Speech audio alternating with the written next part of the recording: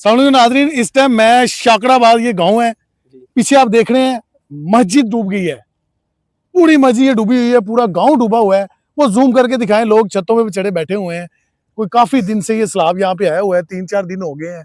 ना लोगों के बेचारों की रोजी है, ना खाने का कोई सिस्टम है। अस्सलाम वालेकुम भैन, की हाल है? बस शुक्र ला, ती सुनाओ जी। ਇਹ ਕਦੋਂ ਦਾ ਤੁਹਾਡਾ ਡੁੱਬਿਆ ਹੈ? 3-4 दिन हो गए ने जी। ਤੇ ਤੁਹਾਡਾ ਨਿਜ਼ਾਮੇ ਜ਼ਿੰਦਗੀ ਸਾਰਾ ਧਰਮ ਬੜਮ ਹੋਇਆ ਹੈ। बस इसे तो नहीं गुजारा पंजरा करना फिर हुन। ਤੇ ਤੁਹਾਡੇ ਜਾਨਵਰ ਜੂਨਵਰ ਵੀ ਵਿਚੜੇ, ਚਾਰਾ ਚੂੜਾ ਕਿੱਥੋਂ ਇਹਨਾਂ चार ਦਾ? घंटे सन ये बेचारे ये जानवर हैं, पानी दे विच ही भज्जे ये साथ ही कुछ पानी के अंदर ही कहते डूब गए ने, कुछ ये बांधे हुए हैं। इन्हां दा चारा चूड़ा कोई किते भी नहीं था। नहीं कोई नहीं जी, चारा चूरा चारा है ही कोई नहीं, कितों पाई लिया गई ਤੇ ਅਗਰ ਵਿਚੜੇ ਭੁੱਖੇ ਰਹਿ ਗਏ ਫਿਰ सर।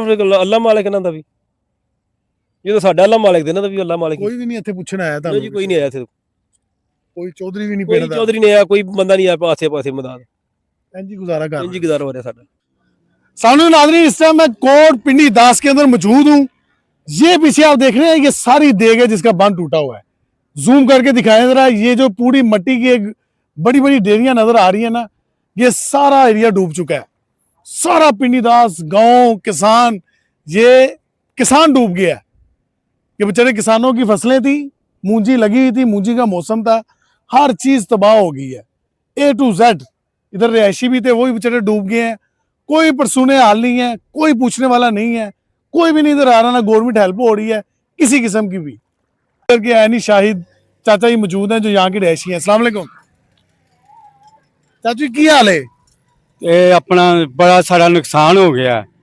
ਨਹੀਂ, ਇਹ ਕਦੋਂ ਦਾ ਪਾਣੀ ਆਇਆ ਹੈ? ਇਹਨੂੰ 5-6 ਦਿਨ ਹੋ ਗਏ, 7 ਦਿਨ ਹੋ ਗਏ ਨੇ ਪਾਣੀ ਆਏ। ਤੇ ਇਹ ਤੁਹਾਡਾ ਕੀ ਸੀ ਇੱਥੇ? ਕੋਈ ਚਾਵਲ ਬੀਜਿਆ ਸੀ? ਇਧਰ ਅਸੀਂ ਬੜੀ ਮੂੰਜੀ ਲਾਈ ਸੀ ਚਾਵਲਾਂ ਵਾਲੀ, ਅੱਛਾ। ਮਰੱਬੇ ਦੇ ਮਰੱਬੇ ਮਾਰੀ ਗਈ, ਤੇ ਇਹ ਸਾਰੀ ਮਤਲਬ ਡੁੱਬ ਗਈ? ਸਾਰੀ ਡੁੱਬ ਗਈ। ਕੋਈ ਗਵਰਨਮੈਂਟ ਵੱਲੋਂ ਬੰਦਾ ਨਹੀਂ ਆਇਆ? ਨਹੀਂ ਕੋਈ ਗਵਰਨਮੈਂਟ ਵਾਲਾ ਬੰਦਾ ਨਹੀਂ ਆਇਆ, ਕਿਸੇ ने ਤੁਹਾਡੀ ਸੁਣਾਈ नहीं? ਨਹੀਂ ਕਿਸੇ ਨੇ ਸੁਣਾਈ ਕੀਤੀ।